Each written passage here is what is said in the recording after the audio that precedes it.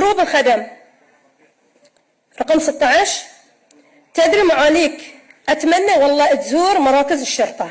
اي والله زورها يا معالي الرئيس، شوف اللي يهربون، زور معاليك مراكز الشرطة وشوف هروب الخدم شنو يسوون. يبي لنا ميزانية نخصصها بس حق الوزارة الداخلية علشان بس حق الخدم اللي يهربون. وبكل برود لما تهرب تروح المركز، هي تتعمد انها تروح المركز، التذكرة تنأخذ من الكفيل، وبكل برود إلى المطار وعلى ديرتها بعد ما تهرب.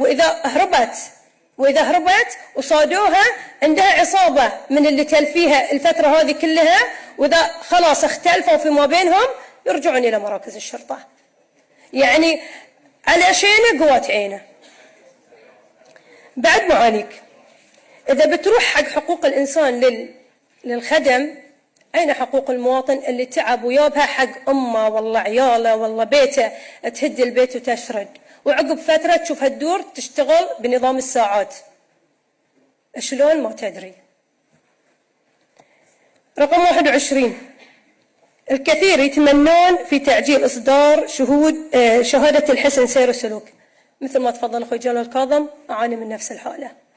كثير من عيالنا وبالذات الشباب اللي يبون يشتغلون دائما تصدر لهم شهادة الحسن سير وسلوك، وبالأخص في الوظائف الحكومية أو حتى في الوظائف في القطاع الخاص، دائما يحتاجون شهادة الحسن سير وسلوك.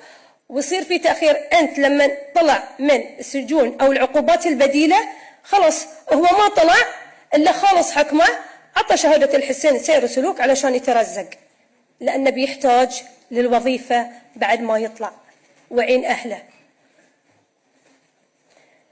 23، ليش توقفون علاوة؟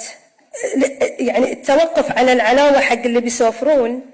معالي الرئيس ترى هو مسافر ومتغرب من ديرته مو لأنه حصل الشيء الزين، هو محتاج إلى الوظيفة خارج الديرة، بس ترى عياله في الديرة وزوجته وبيته في الديرة. توقف العلاوة عليه، حولها إلى الأهل، زوجته عياله، بس إن أنت توقف العلاوة عليه هذا لا يحق لك. معالي الرئيس عندي حالة في دبي، رايح طالع من البحرين يشتغل في دبي.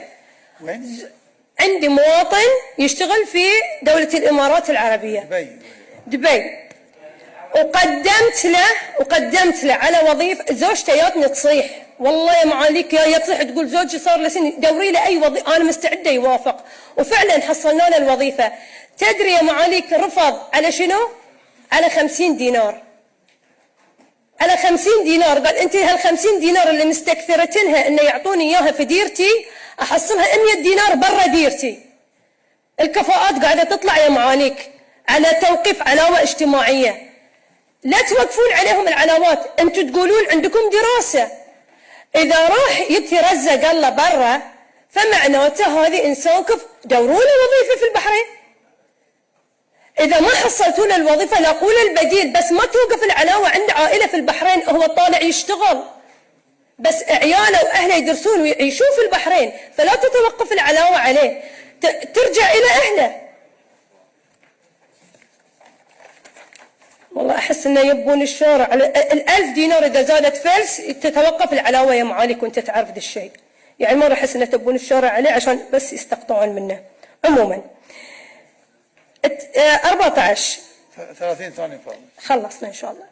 التأكيد من الأجانب والمقيمين خارج مملكة البحرين يستحقون معاشات تقاعدية، لا تقبلون تعطونهم ولا ترهقون صندوق التقاعد، وفي الوقت اللي يعاني منه المتقاعد من إيقاف الزيادات والمميزات مثل ما قلت لك معالي الرئيس. الأولية إن إحنا كنا طالبين بإنشاء صندوق للمواطن، الآن صندوق التأمينات الاجتماعية لا يعطي أي قرض للقطاع الخاص، يقول له أنت خاص. ليش؟ هو اللي في خاص مدافع مثل اللي دافع الموظف اللي في الحكومة؟ هذه دافع وهذه دافع بنفس النسب ونفس النسبة. إذن يحق له ياخذ قرض من الصندوق الاجتماعي، لا يرفضونه يا معاليك. أنا أستغرب إذا كانت هذه ردودكم يا حكومة، الله يعين المواطن صراحة.